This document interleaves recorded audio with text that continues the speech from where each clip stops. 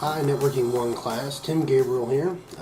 Going to talk to you guys today about war driving. Now, most of you were obviously a little confused as to what war driving was when it was brought up in class. Had no idea what it was. Some did, some didn't. Here, sort of set a couple things straight. So, war driving. The term itself actually came from a movie called War Games back in 1983, which sort of transformed itself to war driving. What war dialing was essentially looking for a dial-up connection to connect to the internet that wasn't yours. War driving nowadays is now what you do is you drive around or you go to a free Wi-Fi spot or something of that nature.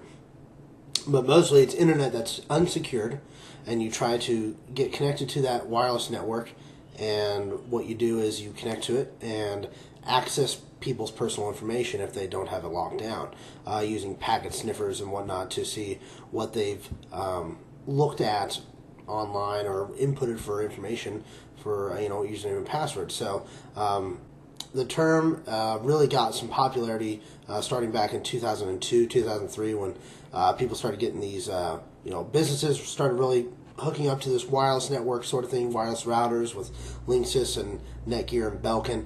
And so what people would do is they would go to businesses and steal their Wi-Fi and try to access their information on top of other people that were also acquiring wireless internet through wireless routers. It started fading away around 2010 and 11. What started happening is these cable companies, DSL companies, would help customers set up a password and a username for their router so that people would not be able to access their information.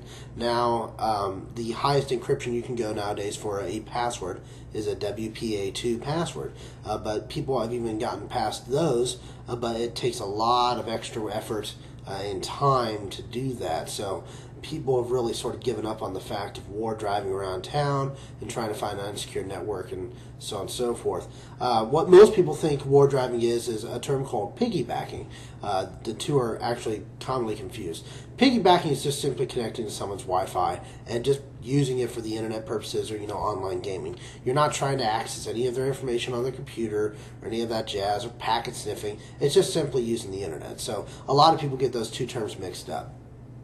When it comes down to legal ramifications of war driving, though, nothing's really been said or law laid down per se as to what kind of punishment has been given to these people that are war driving.